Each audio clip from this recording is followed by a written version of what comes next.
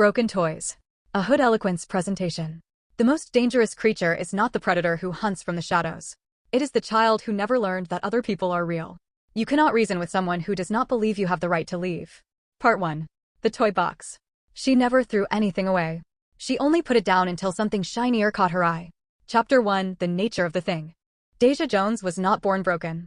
That was the important part, the part the doctors would argue over in depositions years later, the part that would haunt every man who ever looked into her eyes and thought he saw love looking back. She was not born broken. She was built that way, brick by patient brick, by a mother who had told her from the age of 3 that she was precious, perfect, and entirely too good to share. The apartment she grew up in on the east side of Atlanta smelled like cocoa butter and cigarette smoke, and something else beneath that, something without a name. Her mother, Camille Jones, had been beautiful once, the kind of beautiful that stops a room cold, and she had raised her daughter to understand that beauty was a weapon, a birthright, and a currency all at once. You did not beg. You did not ask twice. You took what you wanted, and you held it until you were finished with it. By 6, Deja had cracked the arm off her favorite doll because her cousin touched it. By 9, she had scratched a boy's face at a birthday party because he danced with another girl. By 14, she had locked her best friend in a janitor's closet for 3 hours because the girl had smiled at the boy Deja had decided was hers, even though she had not spoken to that boy yet, had only looked at him twice from across a hallway, had only just decided he was a thing she wanted. Possession, for Deja, preceded desire. She did not want things because she loved them. She wanted them because they existed, because they were there, because no one had told her she could not have them. And no one had. That was the problem. No one ever had. She was 23 now, standing in the bathroom of her apartment in Midtown Atlanta, and she was beautiful in the way that dangerous things are beautiful, the way a live wire is beautiful, the way a still lake is beautiful before you notice there is no sound of animals near the water, because the animals know something you do not. She had skin the deep warm brown of good coffee, cheekbones that photographers wanted, full lips she never needed to paint because color had been built into them from the factory. Her eyes were the problem if you knew how to look. They were large and dark and perfectly shaped, and they watched the world the way a child watches a toy store window, that patient, calculating hunger that is not love but looks exactly like it from a distance. She was standing at the sink applying lip gloss, and she was thinking about Jason. Jason Bass. 28. 6'2". Logistics coordinator. Drove a slate gray Tahoe that he kept clean, played basketball on Sunday mornings, laughed with his whole chest in that way that made women in restaurants turn their heads. He had a smile that came slowly, like the sun thinking about it before committing to rise, and Deja had decided she wanted it. She had decided that 3 months ago, when she had seen him in the line at the coffee shop on Peachtree, and something in her chest had done the thing it always did, that tightening, that click, like a lock finding its key. She had not asked herself whether he was kind, whether he was good, whether he was the kind of man who would love her well. Those questions did not occur to her. She only asked herself one question when something caught her eye. How long until it's mine? 3 months was the answer for Jason. It had taken her 3 months to become indispensable to him, to make herself the thing he reached for before he reached for his phone in the morning, to build a presence in his life so complete and total that removing her would feel like surgery without anesthesia. She had been very good at this for a very long time. She capped the gloss, studied herself in the mirror, and smiled. Not at herself, exactly. At the thing she had made herself into. The performance was flawless. It always was. She picked up her keys and walked out the door to go see her toy. Chapter 2. Jason. The first thing Jason Bass would tell you, later, much later, in a voice stripped down to its bare wiring, is that he had never been afraid of a woman before her.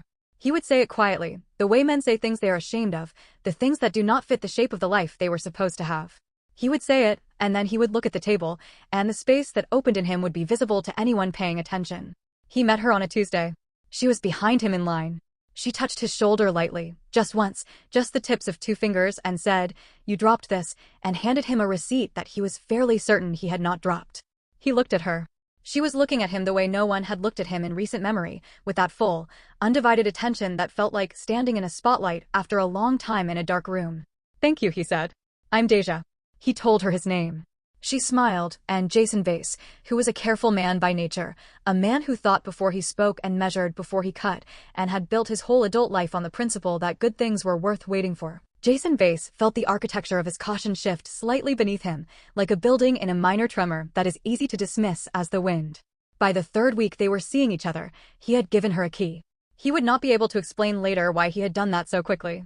The feeling at the time had been that it was obvious, that she was already so present in his space that the key was just formality catching up to fact. He had not noticed how carefully she had engineered that presence.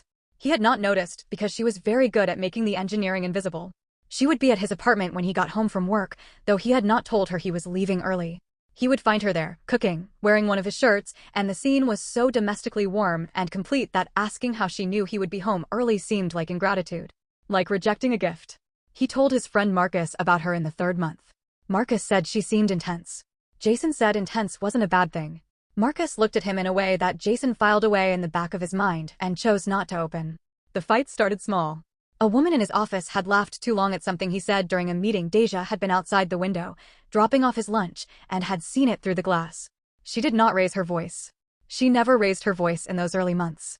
She simply went very quiet and still, the way the air goes still before the weather turns, and she asked him, in a voice that was perfectly, studiedly calm, whether he thought that woman was attractive. She's a colleague, he said. That's not an answer. Deja. I'm just asking a question, Jason. People can ask questions. He answered. He always answered. He would learn later that answering was the wrong move, that answering meant she had found the handle on a door she would keep opening until the hinges came off the wall. But in the moment, answering felt like the path of least resistance, and he was a man who had not yet learned that some paths of least resistance lead off cliffs.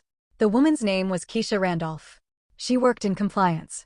She had a gentle laugh and wore natural hair, and had nothing to do with Jason beyond 5 years of being cordial coworkers. In the 4th month of Jason's relationship with Deja Jones, Keisha Randolph began receiving strange messages. Anonymous messages. Notes left on her windshield in the parking deck. Her car was keyed on a Tuesday. On a Thursday, her tires were flat. Keisha did not connect these events to any one person. How would she? She had no enemy she knew of. She filed a police report for the vandalism and transferred to another building. Deja never mentioned Keisha's name again after that. Jason did not know what had happened to Keisha. He would not learn it for a long time. When he did, the knowledge would sit in him like a stone, the weight of it, the permanence of it, the way it reordered the map of every memory he had of those first months. But that understanding was still a long way off. For now, he was in the warm room. The beautiful, dangerous, warm room, with no idea at all that the door behind him had just locked. Chapter 3. The Rules of the Game. Deja had rules. She did not write them down, she did not need to, the way a spider does not need a manual for the web. The rules were built into her, bred into her muscle memory over 23 years of taking what she wanted and teaching the world to accommodate the taking. Rule 1. Everything is temporary unless she decides otherwise. Men were things to be used and put down, but they were her things, and the operative word was her. She did not share. She had never shared. The world was a very large toy box, and she moved through it with a proprietary hunger, touching everything, deciding what was hers, and placing a hand on anyone who tried to reach for what she had already claimed. Rule 2. No one leaves. Not because she wanted them forever, sometimes she was already done with a thing before she admitted it to herself, but because the leaving was not theirs to do. A toy does not put itself back on the shelf. You set it down when you are ready. You. On your terms. In your time. Rule 3. There are no other women. This was non-negotiable. Absolute. The way gravity is non-negotiable. If a woman entered the orbit of what Deja had claimed, the woman ceased to be a person in Deja's internal accounting. She became an obstacle. And obstacles were removed. She had removed 3 obstacles before Jason. She thought of them in those terms: obstacles, interferences, things that had needed handling. She did not think of them as people, as women with lives and families and futures. She thought of them the way a child thinks of another child's hand reaching for the same toy, a problem to solve, quickly, before the thing was taken. The first had been Monique. That had been with Jeremy. Jeremy Hubbard, who was 26 and ran his own landscaping company and had the kind of quiet steadiness that Deja had wanted to possess for a full 8 months before her attention began to drift. Monique had been a friend of Jeremy's sister, and she had made the catastrophic mistake of laughing at one of Jeremy's jokes at a cookout while Deja was standing 6 feet away. Monique had gone missing 4 months later. The investigation went nowhere. There were no cameras in the area where her car was found. There were no witnesses. There was nothing that pointed to Deja Jones, who had no criminal record, who had an alibi courtesy of a nail appointment she had carefully scheduled for that afternoon, who had smiled gently when the detective had come to ask if she knew anything about Jeremy's friend going missing. "It's so terrible," Deja had said. She seemed sweet. By the time Monique's case went cold, Deja had already moved on from Jeremy. She was done with him by then. He had become boring to her, predictable, had started asking too many questions about her whereabouts, and not enough questions had been answered to her satisfaction. And she had grown tired of him the way she grew tired of all things once the conquest was complete and the novelty wore off. She set Jeremy down. She moved on. Jeremy did not move on. That was the part that interested her, even after she was gone. The knowledge that he was still thinking about her, still tangled in the wreckage of what she had built and then demolished, that knowledge was its own quiet pleasure. She checked on him sometimes. Parked outside his house. Drove past his office. Not because she wanted him back. She just did not want him to forget who owned him. Toys did not forget their owners. That was the rule. Chapter 4. Jeremy. Jeremy Hubbard had been a man who trusted his instincts, once. Before Deja. Before the year and a half that had rearranged the furniture of his mind and left him unsure, always unsure, of what was real and what was the residue of her presence still clinging to the walls of his life. He noticed the first strange thing 3 months in. His keys were not where he had left them. He had set them on the kitchen counter. He had always set them on the kitchen counter. It was a habit built over years, and when he came back for them, they were on the bedroom dresser. He asked Deja if she had moved them. Why would I move your keys? I'm not accusing you, I'm just asking if. Jeremy. Her voice had that quality it got sometimes, patient and slightly pained, like he was a child who kept asking questions the answers to which should be obvious. I did not touch your keys. Are you feeling okay? He let it go. He was a careful man. He did not want to accuse without evidence. The things that moved became a low-level hum beneath the surface of his days. His coffee mug. A work folder. A photograph of his mother that had been on the mantel for 3 years and one morning was facing the wall. He told himself he was stressed. He told himself he was forgetting things. The more things moved, the more he doubted his own memory, and the more he doubted his memory, the easier it was for Deja to move things, because the mechanism was already running. He was already engaged in the exhausting internal audit of a man who no longer trusted himself. That was the design. He would not understand the design for a long time. His coworker, Dante, pulled him aside one afternoon. Said Jeremy seemed off. Said he seemed jumpy, distracted, like he was listening for something. Jeremy laughed it off. On the drive home, he thought about it. He thought about the keys and the mug and the photograph and the feeling he had sometimes when he came home, that particular feeling of a space recently vacated, of warmth in a room he had left empty, of cologne on the air that was not his. He had asked her once, gently, whether she came to his apartment when he wasn't there. She had looked at him with those eyes, those large, perfectly shaped, entirely unreadable eyes, and said, I come when you invite me. Baby, are you okay? You've been so in your head lately. And he had let it go. He always let it go. She had a way of making the question sound like the problem, making his concern for his own sanity seem like an insult to hers, and so the question went back down, and the silence closed over it, and life continued in the warm, confusing room she had built around him. Monique's disappearance broke something in Jeremy that he did not know how to name. He and Monique had not been close. She was his sister's friend, a familiar face at family events, a warm presence he had known for years in the peripheral way you know the people at the edges of your real life. But she was gone, and the going of her sat wrong with him in a way he could not articulate. Something about the timing. Something about the way Deja had stopped mentioning Monique, had in fact never mentioned her again after the cookout, as though Monique had been edited out of the script. He never said that to anyone. He barely let himself think it.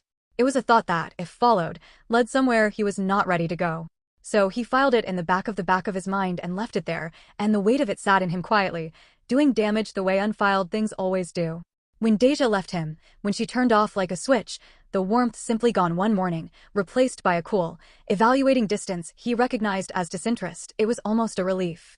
Almost. Except for the part that was not a relief at all, the part that was confusion and grief and a disorientation, so complete it felt physical, like the floor had been relocated without his knowledge. He sat in his apartment for weeks, trying to remember who he had been before her. He could not find him. The man he had been before Deja Jones had been rearranged, very carefully, until he was a stranger even to himself. That was the part she had enjoyed most. Chapter 5. Carter. Carter James was the kind of man who fixed things. Not metaphorically, literally. He could look at a broken engine, a cracked foundation, a shorted circuit, and see immediately what had gone wrong and how to correct it. He was 31, and he had built a small general contracting business from nothing, and the business had grown on the back of one simple principle that Carter had absorbed so early it felt like biology. You identified the problem. You addressed it directly, and you did not leave anything half-finished. Deja Jones was the first problem he had ever encountered that he could not fix, and it destroyed something in his confidence that had been structural. Load-bearing. She came into his orbit through a mutual friend's party. She had been standing by the window, glass of something dark and untouched in her hand, watching the room. Not participating in it, watching it, the way you watch a movie you have seen before, looking for the moments you remember. Their eyes met, and she smiled slowly, That manufactured slow smile that she had calibrated to feel like sunrise, and Carter, who trusted his instincts, thought, there is something very controlled about that smile. He thought that. He noticed it.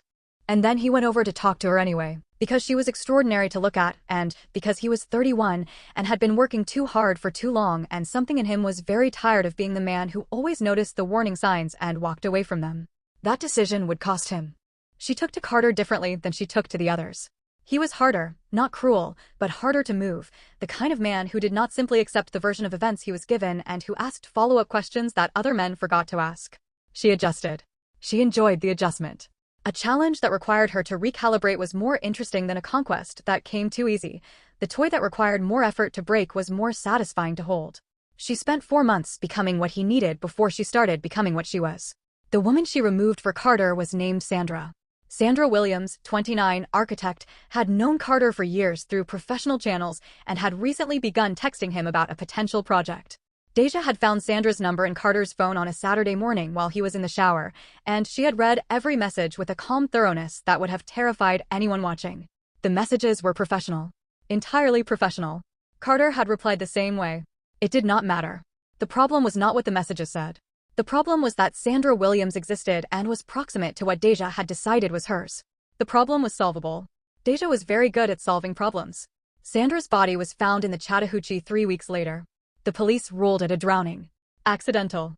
There was no evidence to suggest otherwise, and the world moved on the way it does, closing over the space a person occupied the way water closes over a stone. Deja attended the vigil. She held Carter's hand. She pressed her face against his shoulder when the candles were lit, and he could not see her expression, which was not grief. It was satisfaction. Quiet, clean, complete. Chapter 6. Devin. Devin Henry was the last one. The fourth toy in the box before the box tipped over and everything spilled out into the light. He was 27, played guitar badly and happily on his apartment balcony on weekend mornings, worked as a high school basketball coach and PE teacher, and had a laugh that carried 3 rooms. He was the kind of man people described with words like genuine and decent and steady, the kind of words that sounded plain until you understood how rare the things they described actually were. He met Deja at a gas station. This was the way she worked now. She went to them, studied them from a distance, identified an approach vector, and manufactured the meeting. She had seen Devin at a school event his team held at the park near her apartment. She had watched him for 2 weeks before she drove to the gas station she knew he used on his way to work and waited. She bumped his hand at the pump. Said she was sorry. Said she never did things like this, but she couldn't not say something because he had the most, and here she paused, let him wait for it. She was very good at the pause, the most genuinely warm energy she'd ever encountered in a stranger. Devin Henry, decent man that he was, said thank you and smiled and gave her his number. He would spend years trying to forgive himself for that.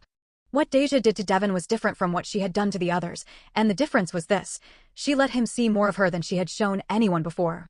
Not the real her, she had no access to that, had bricked it up so early in her life that she had forgotten it existed, but more of the performance. More of the mechanism. She showed him the edges of her jealousy. Let him see the cold way she looked at women who came too near. She thought he would find it flattering. Some men did.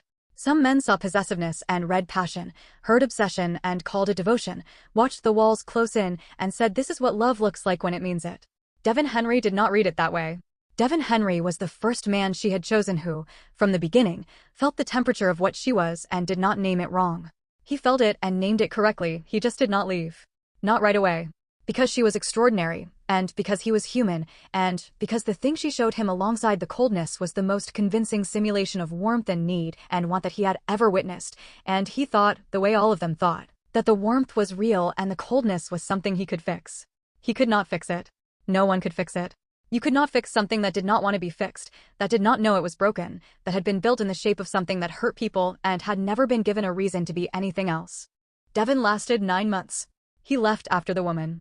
The woman's name was Aaliyah Brown, and she taught 3rd grade 2 classrooms down from where Devin worked, and they had been friends for 4 years before Deja decided that the friendship was an obstacle.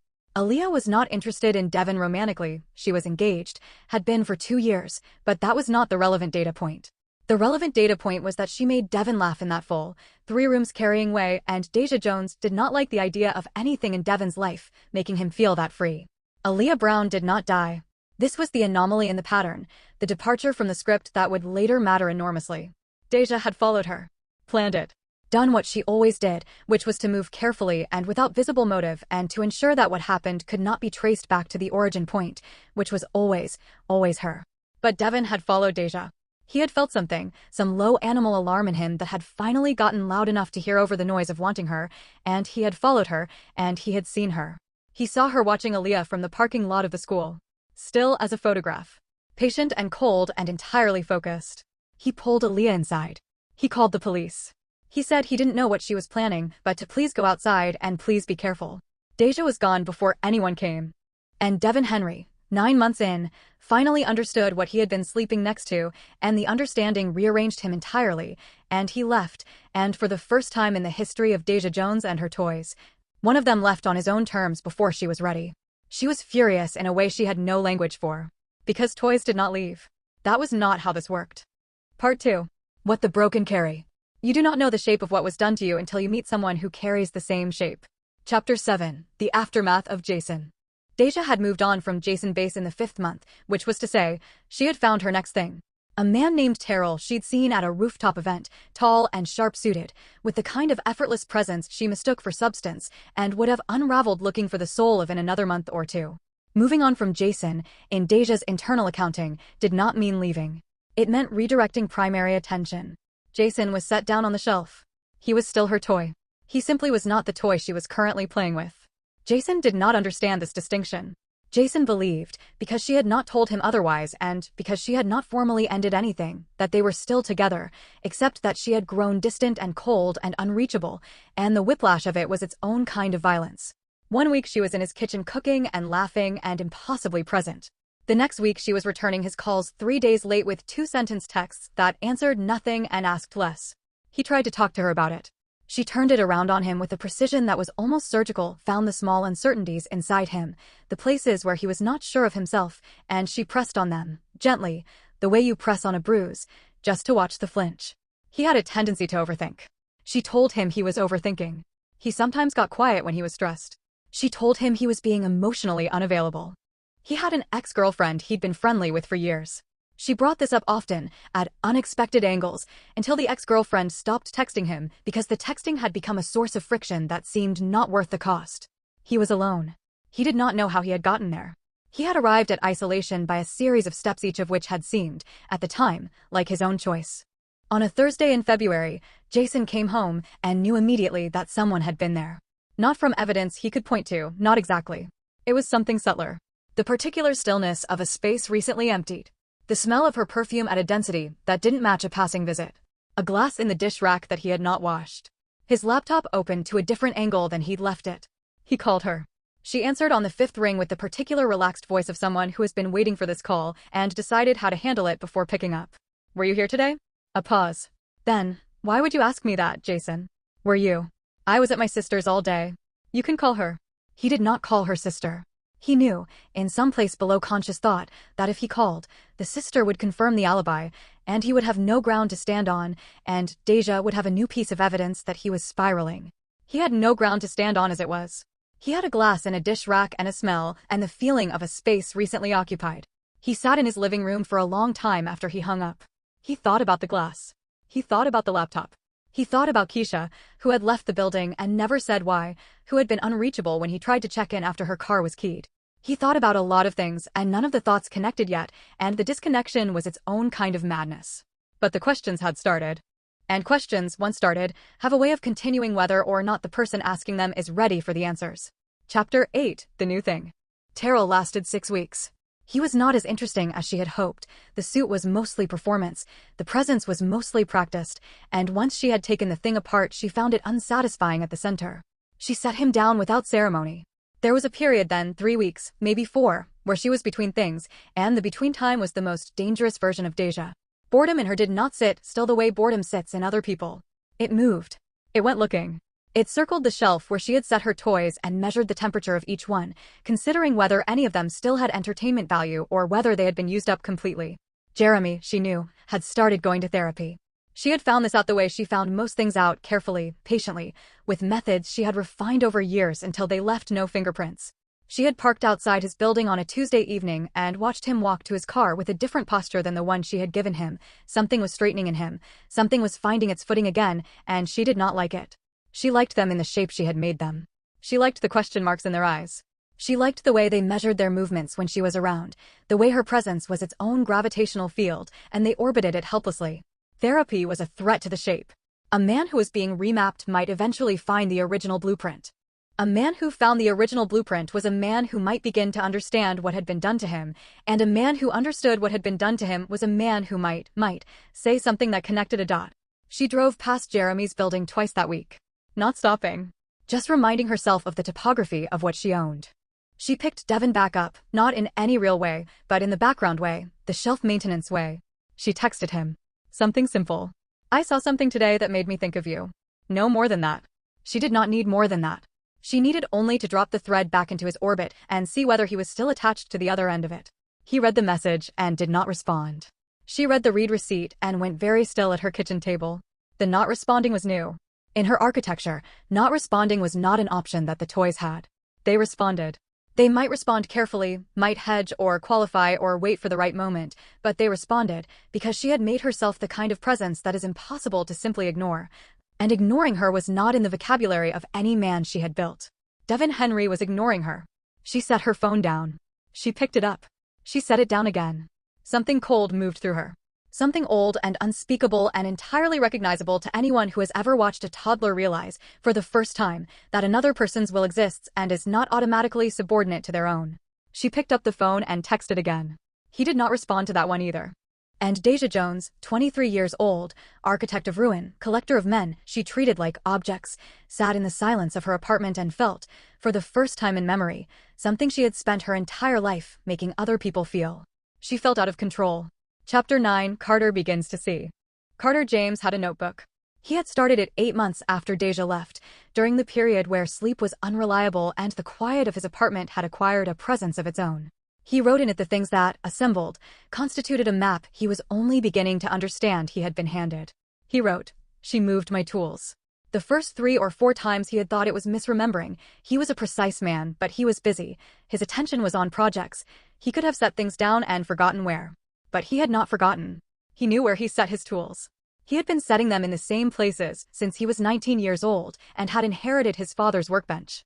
The tools moved, and when he mentioned it she asked him if he was sleeping enough, and the question was so gently, perfectly deflecting that he had written it off. He wrote, "She was there when I wasn't there." He listed the instances. The small indicators.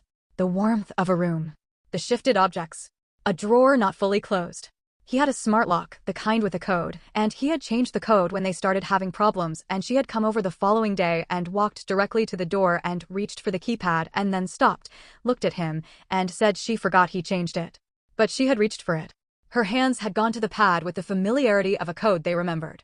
He wrote, "Sandra." He underlined it. He put the pen down. He picked the pen back up. Sandra Williams had been his colleague and had drowned in the Chattahoochee, and it had been ruled an accident, and he had grieved it the way you grieve the loss of someone in the periphery of your life, not with the sharp grief of close loss, but with the dull, disorienting grief of a world that has become slightly smaller and less safe than it was before. He had never connected Sandra to Deja. He had never had reason to connect them. There was no apparent connection, no interaction he was aware of, no conflict, no meeting. Sandra had simply died and Deja had been very kind about it, had been with him at the vigil, had held his hand, had said the right things.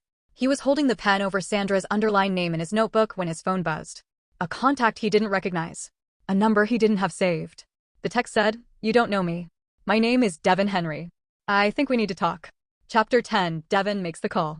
Devin Henry had spent 3 months trying to convince himself that what he had seen in the parking lot of his school was explainable in some way that did not require him to fully accept what he was beginning to understand about Deja Jones and what she was.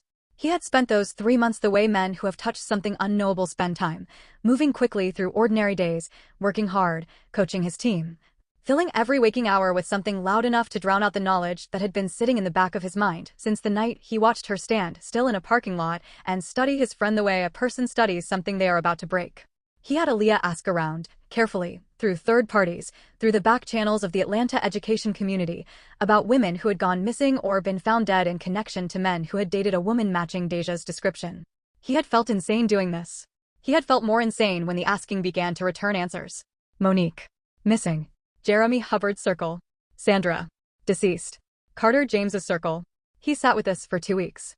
He sat with the weight of it, the shape of it, the way it assembled into something with Deja's face on it, and he tried to find another explanation, and he could not, and on a Wednesday night at 11 p.m. he started searching for the names.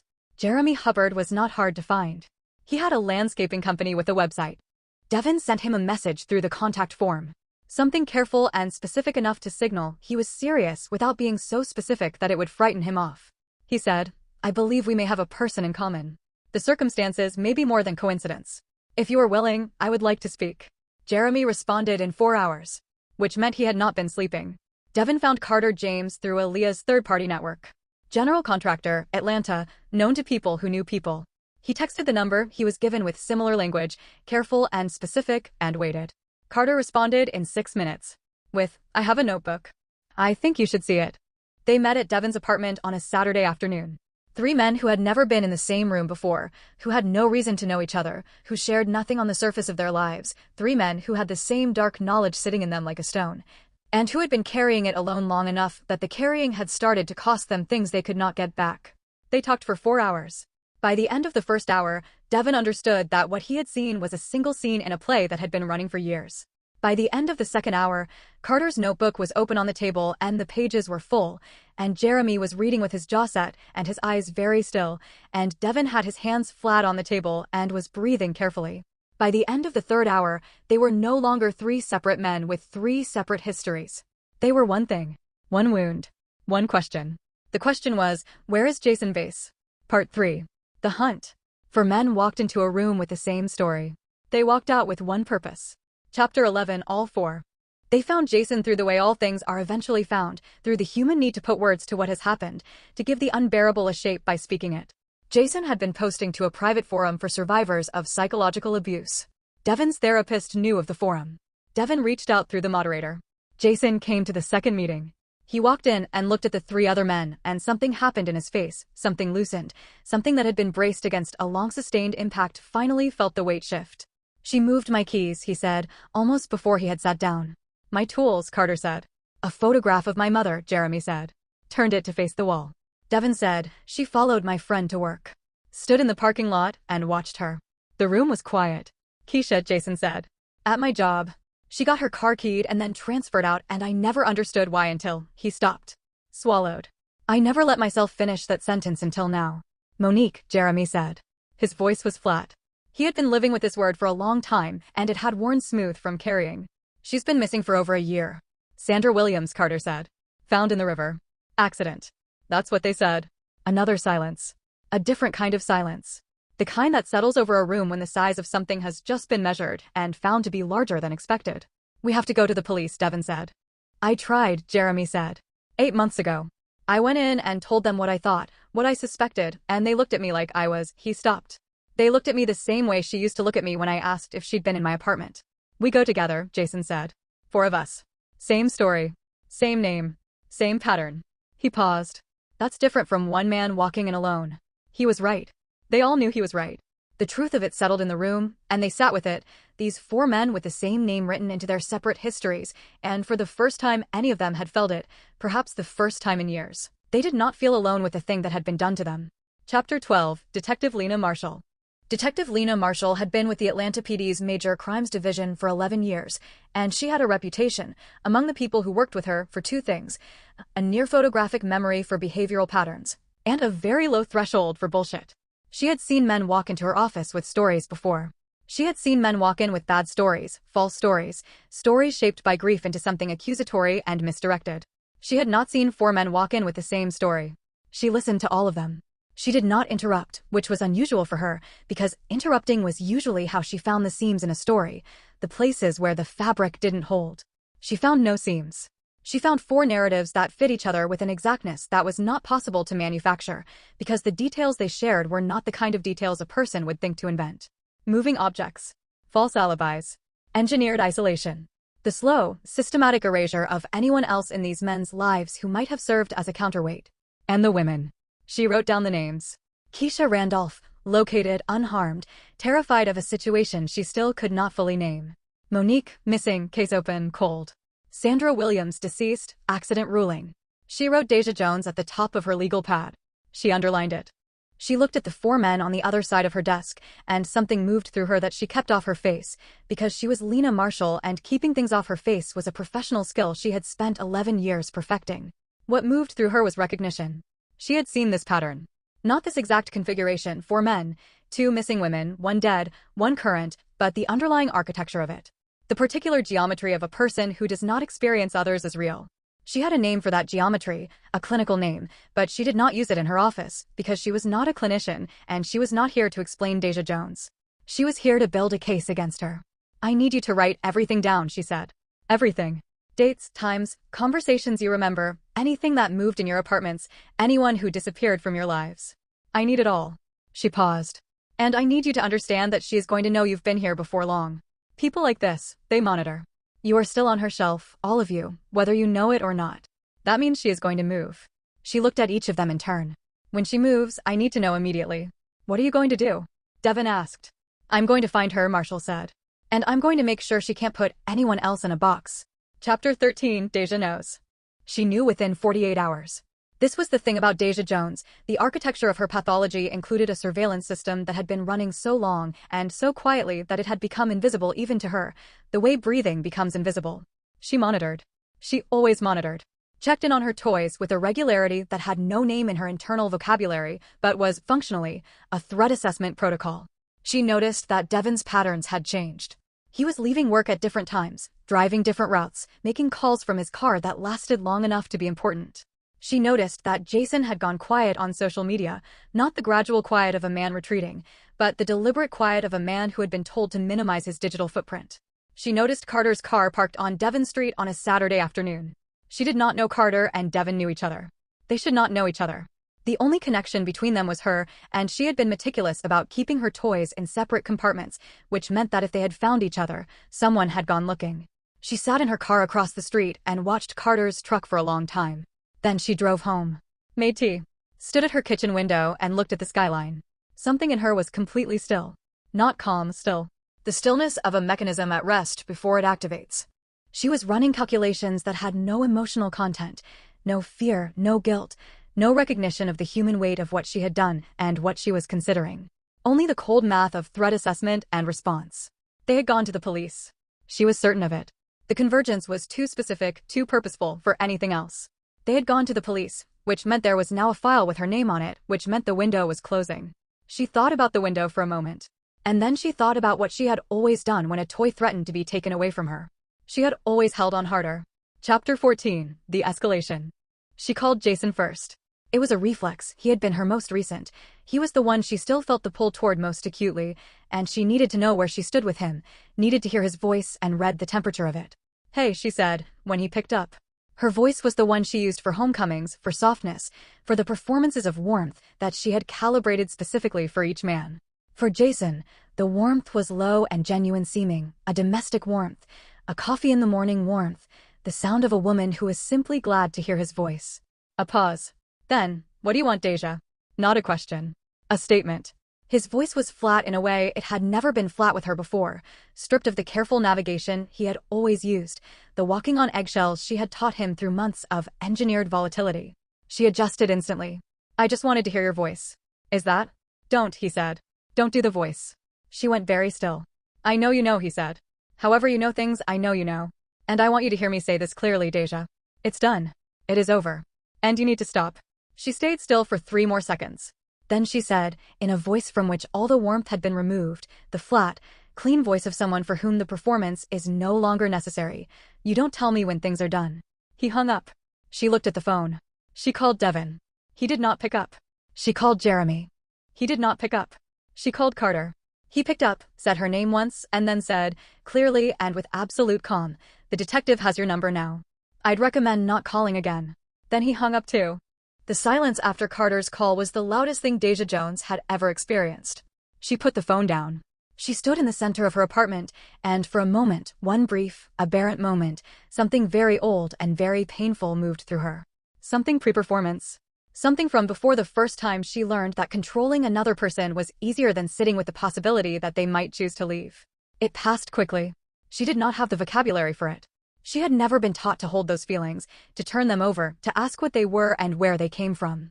She had only ever been taught to make them stop by making the world bend to her shape. She reached for her keys.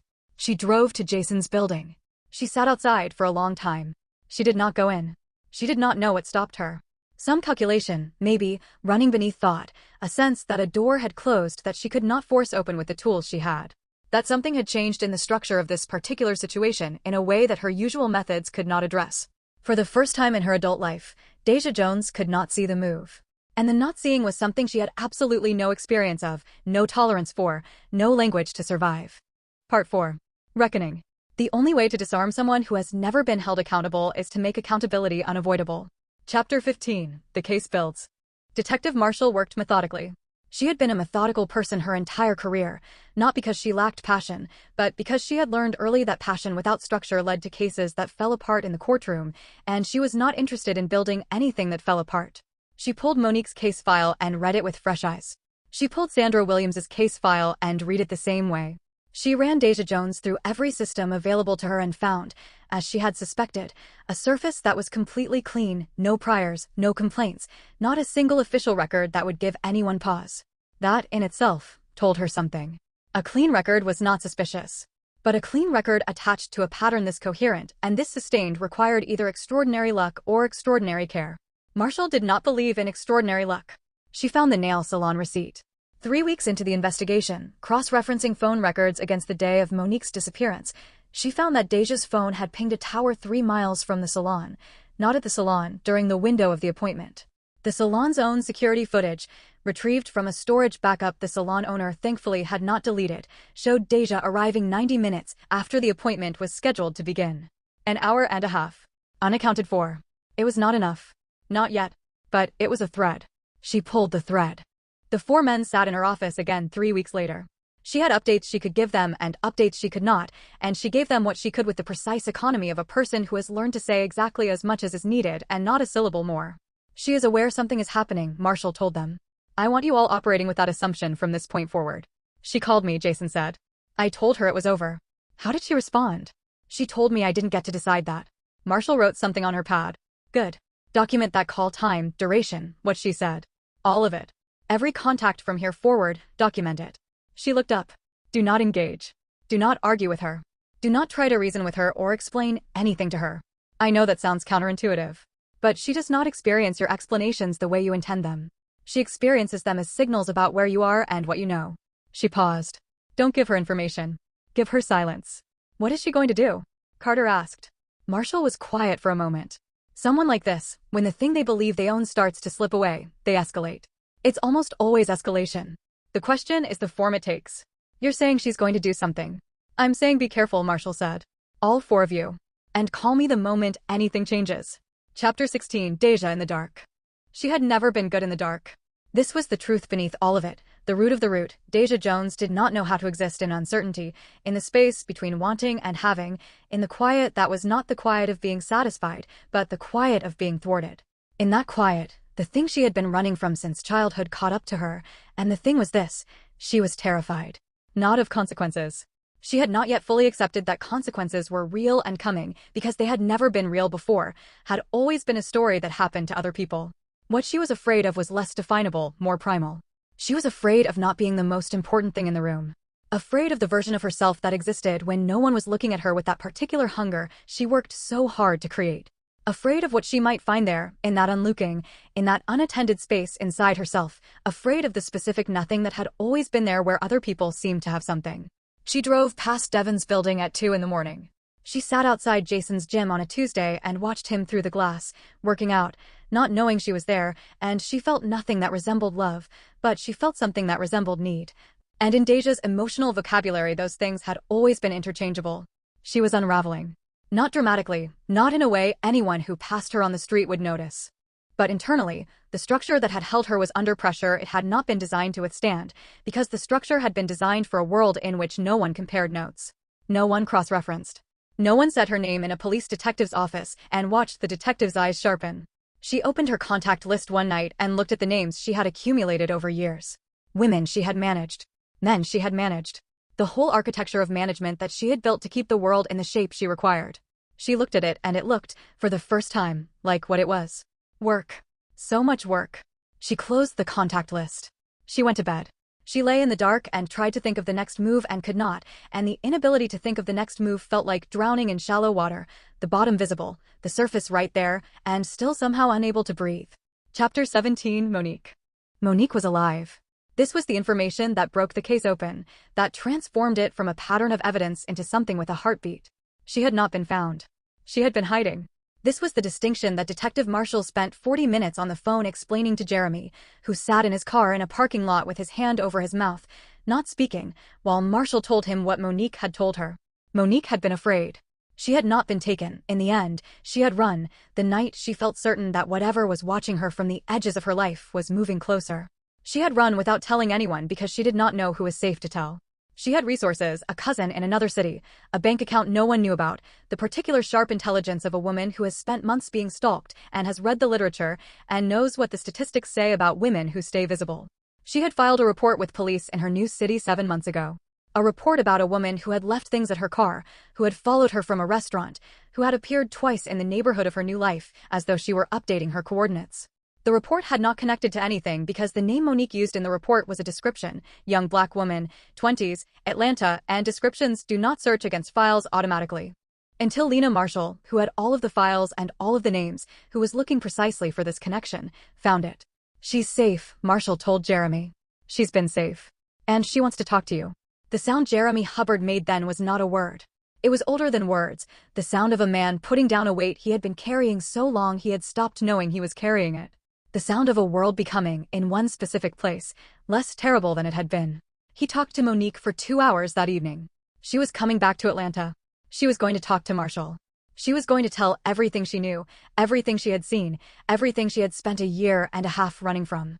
The thread had become a rope. And the rope was tightening. Chapter 18. The Arrest. They picked her up on a Thursday morning.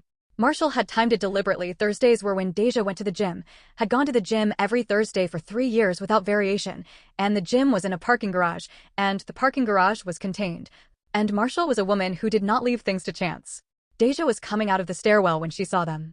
2 uniforms and Marshall, positioned exactly as they had discussed, and there was a moment, one small, electric moment, where Deja Jones's eyes took in the configuration and the calculation ran. Marshall watched her run it. Watched her assess each exit, each angle, each possibility. Marshall had seen people run that calculation before.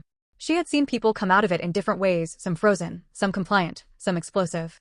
Deja Jones straightened, pulled her gym bag strap up onto her shoulder, and smiled, the slow, manufactured sunrise of a smile, the one calibrated to make the room feel like it was overreacting.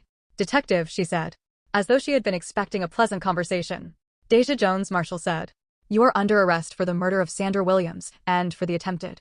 "This is a mistake," Deja said. Still pleasantly. Still performing. The smile still in place like a mask she had forgotten she was wearing. "You have the right to remain silent." The smile did not waver until the cuffs clicked. And then, for just a moment, one unguarded, unperformed, completely real moment, Deja Jones's face showed what was underneath all of it. The naked, stunned fury of a child whose toy has been taken away. Not grief. Not fear. Not remorse. Rage. Pure and fundamental. The rage of someone who has never, not once in 23 years of life, been told no in a way that held. Marshall guided her toward the car. The smile did not come back. Chapter 19. What the Men Carry Home. The case would take 14 months to prosecute fully.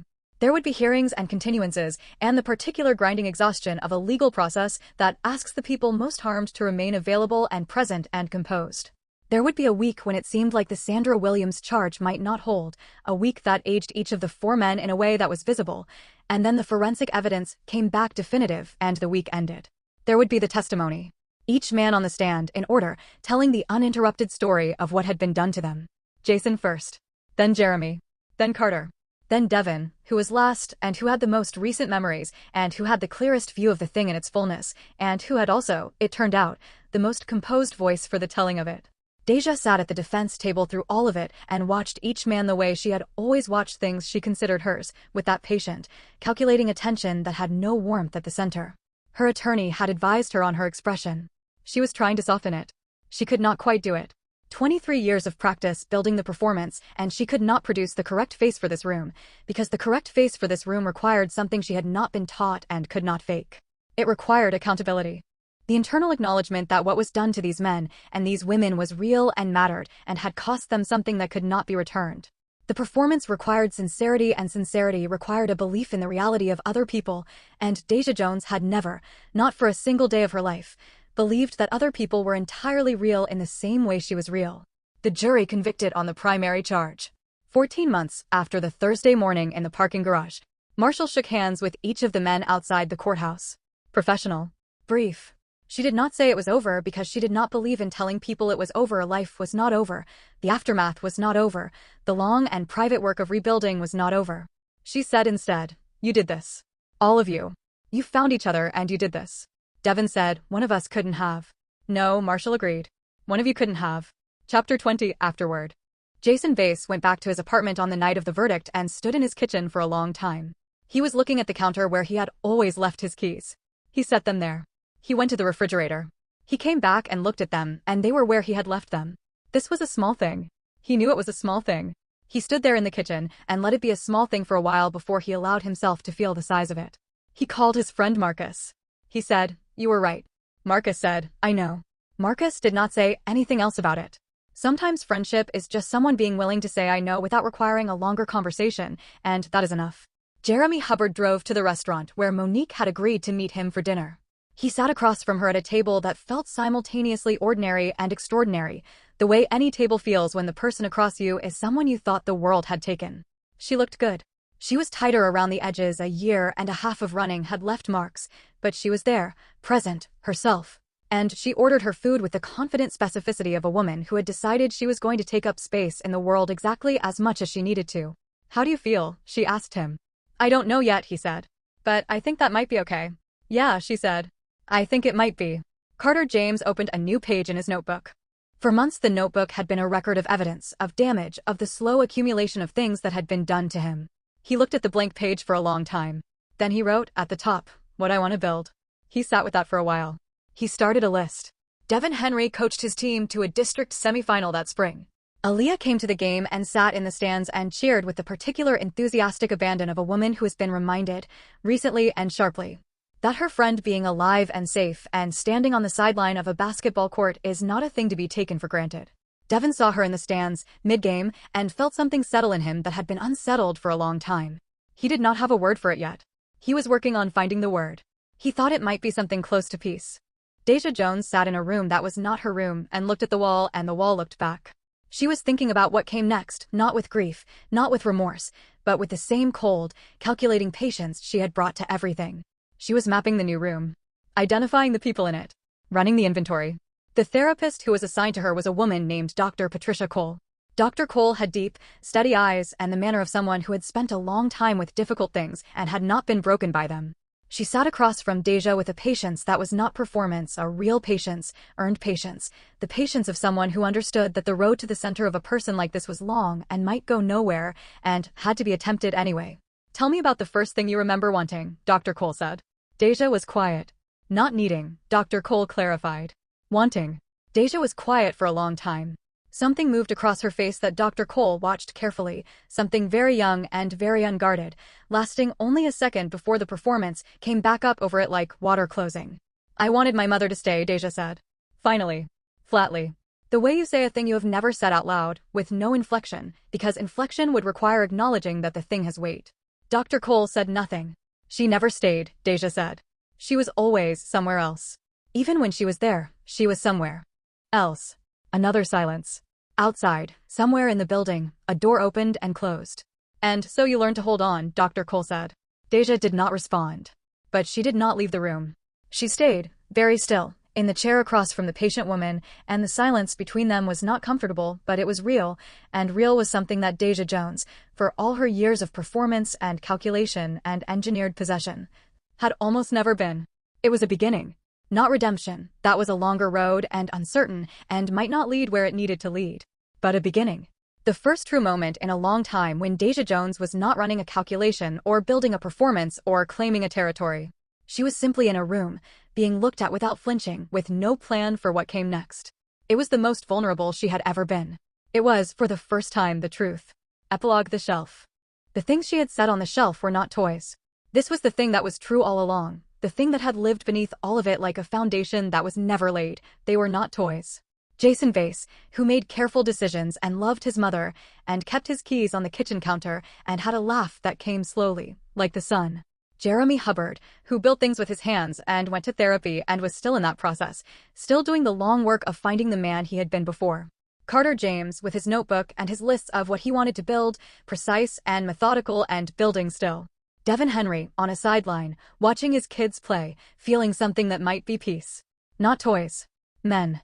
Real and complete and scarred in the specific way that people are scarred when someone has looked directly at them and decided they do not have the right to be. And the women. Monique, alive, in a restaurant, ordering her food with confident specificity. Keisha, elsewhere, building a new geography out of the pieces of a life she had been forced to abandon. Sandra Williams, who got no epilogue, who got only the cold weight of a name written in a notebook and underlined, and the fact that her name was said out loud in a courtroom and the room was quiet while it was being said. Because that quietness was the only thing left to give her. The shelf was empty. The toys were not toys anymore. They were free. The end. Hood Eloquence. Where the streets meet the literature. Thank you for watching. Please don't forget to like and subscribe.